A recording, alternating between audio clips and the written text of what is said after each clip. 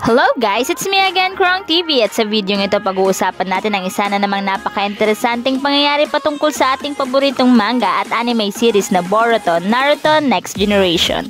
Pero bago ang lahat, huwag kalimutang mag-like, mag-subscribe, pinutin na rin ang notification bell upang lagi kang updated sa mga susunod na video.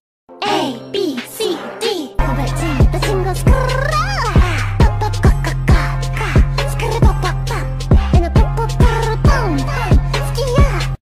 Sa video ito pag-uusapan natin kung gaano nga kaya kalakas itong si Sasuke Uchiha kung sakaling hindi naputol ang kanyang isang braso.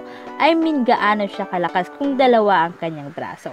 So mula nga pagkabata ay nakilala na natin si Sasuke bilang napakalakas na miyembro ng Uchiha Clan. Hindi lang yan, dahil alam din natin na si Sasuke ay isa nga sa pinakamalakas na ninja sa Konoha at maging sa buong Shinobi World. At hindi lang siya sa Naruto series nagpakita ng kagalingan guys, dahil pati na rin sa Boruto series ay nagpakita rin itong si Sasuke ng lakas. At dito sa series na ito ay tinagurian nga siyang The Other Hokage. Dahil din 'di ba, kahit hindi gaanong nagpakita sa Konoha o kahit hindi siya naging Hokage ay ipinakita pa rin niya ang pagpoprotekta niya sa Konoha. Katulad ni Jiraiya, si Sasuke ay pinoprotektahan niya ang buong Konoha sa pamamagitan ng pangangalat ng impormasyon sa mga magiging banta sa Konoha. Si, 'di ba guys, partida iisa lang ang kamay ni Sasuke niyan, pero tignan niyo naman, still napakalakas pa rin niyang ninja. Paano pa kaya kung naging dalawa ang kanyang braso? Kasi aminin man natin o hindi guys alam naman natin na mahirap talaga pag ganito ang sitwasyon. May mga bagay tayong hindi nagagawa. Syempre ganon din si Sasuke, may mga bagay din siyang hindi nagagawa. So nag-umpisa nga ang lahat o nawala ang braso ni Sasuke during final battle nila ni Naruto. Kung hindi ako nagkakamali guys or kung hindi ko nakakalimutan, parehas silang nawalan ng braso noong inatake nila ang isa't isa.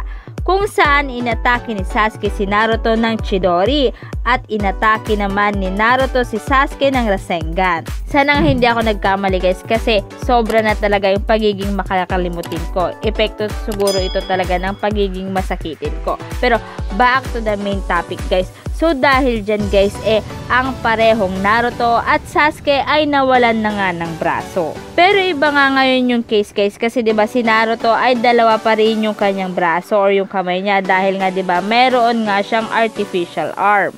So dahil dyan, alam natin kung gaano kalakas si Naruto na dalawa ang kanyang braso. But now, how about naman itong si Sasuke? Gaano kaya siya kalakas kung sakaling dalawa ang kanyang braso? Sa video ito guys pag-uusapan natin yan. Pero bago yan guys let me clarify lang guys I'm not saying na mahina si Sasuke, na iisa lang yung kamay niya, kasi kahit iisa lang ang kamay niya ay talagang malakas siya.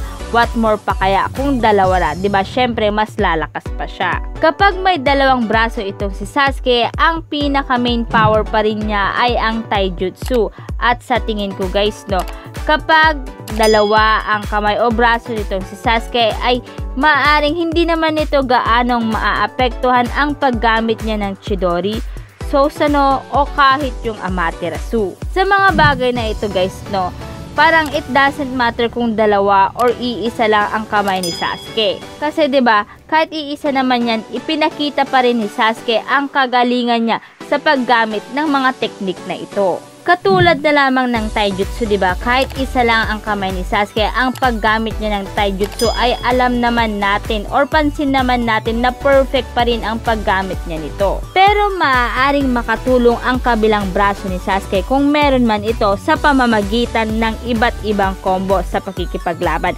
I mean guys, maaari siyang makagawa ng dalawang pag-atake gamit ang kanyang magkabilang braso. Ito nga guys yung sinasabi ko kaninang combo. For example guys kapag dalawa yung arm o yung braso ni Sasuke, posibleng magkaroon siya ng combo katulad ng ang kabilang kamay niya ay Chidori. Tas maaring sa kabila naman niya ay ang paggamit naman niya ng kanyang espada. At ito pa guys maliban sa nabanggit ko, maaari pang makagamit ang kabilang braso ni Sasuke ng Kusanagi Sword. Tas sa kabila naman na braso naman ni Sasuke ay maaring Amaterasu Blade. At marami pang ang iba ang magagawa nga nitong si Sasuke kapag dalawa ang kanyang braso. Bukod nga dyan guys, diba kung merong dalawang braso itong si Sasuke, mas mapapadali sa kanya ang umatake at depensahan ang kanyang sarili. Although sabihin na natin na nagagawa niya ito kahit iisa lang ang kamay niya, katulad nga ng sinabi ko kanina, mapapadali naman ito para sa kanya kapag dalawa ang braso nito. Kahit nakasanayan na niya na gumamit ng iba't ibang jutsu gamit ang one hand, mas mapapadali pa rin talaga or iba pa rin talaga kapag two hand na. Can you imagine guys, no? Bukod nga dun sa combo na nasabi ko kanina, diba? Pag may dalawang braso siya, maaari siyang gumamit ng double Chidori kung saan ay double din yung power ng Chidori nito. At pati guys yung taijutsu niya ay maaaring mas magaling or mas malakas pa siya sa paggamit nito. Tapos yung binanggit ko kanina na double Chidori guys, no? I mean Chidori sa isang braso, tas Chidori sa kabila namang braso nito. Hindi malayong mangyari ito or maaaring gawin ito or gamitin ni Sasuke since left and right-handed naman siya. Pero yun nga lang guys, mas napapansin natin siya sa paggamit nga ng Chidori sa kabilang braso nito, tas espada naman sa kabila nito. So all in all guys, no, kung mapapansin guys, yung pagkakaroon ng dalawang braso ni Sasuke ay mostly naaapektuhan nito yung CQC niya. Yung CQC guys pala ay yung close counter combat niya, yung close combat. Ganon, gets nyo naman siguro yung ibig kong sabihin. Pero guys, may iba ako Pero syempre about pa rin ito sa arm ni Sasuke, kung saan ay may usap-usapan nga na kapag ginawan nga si Sasuke ng artificial arm na merong ang Hashirama Cell, maaari nitong ma-awaken ang kanyang Rinnegan. Pero kung sakaling totoo man ito or mangyari man ito, maaaring matagal pa bago ito ma-awaken kasi nga 'di ba katulad nga ni Madara, hindi agad-agad na-awaken ang kanyang Rinnegan. Inabot pa ito ng ilang taon. Kung sakali namang maaaring mangyari din ito kay Sasuke. Pero bago nga natin problemahin yan guys, no, kung ma-awaken ba ni Sasuke itong kanyang Rinnegan kapag siya ay nagkaroon ng artificial arm, ito muna guys ang napakatinding katanungan. Magkakaroon ba itong si Sasuke ng artificial arm or papayag ba itong si Sasuke na magkaroon ng artificial arm? Marami nga sa atin ang nagtatanong niyan ngayon guys. Kasi pansin nyo guys, no, ang tagal na mula noong ipinakilala sa atin ang Boruto, pero bakit si Naruto lamang ang merong artificial arm at bakit si Sasuke ang tagal-tagal na wala pa rin siyang artificial arm? Ano ang maaaring kadahilanan nito? So si Sasuke nga mismo guys ang tumanggi sa pagkakaroon nga ng artificial arm. Kung matatandaan guys, noong nakalabas or noong nakalaya nga si Sasuke sa kulungan ay tinanong nga siya ni Sakura about nga doon sa kanyang artificial arm na merong Hashirama Cell. Tinanggihan ni Sasuke ang pagkakaroon niya ng isang kamay. Dahil para sa kanya, ang pagkakaroon niya ng isang kamay ay nagsisilbi itong punishment o kabayaran sa mga nagawa niyang pagkakasala. At ang pagkakaroon niya ng ikalawang kamay ay pinapaalala nito ang mga nagawa din niyang mga kasalanan. Kasi 'di ba, minsan na ding naligaw ng landas itong si Sasuke. Naiba ang pananaw niya sa buhay dahil na rin sa kanyang mga napagdaanan.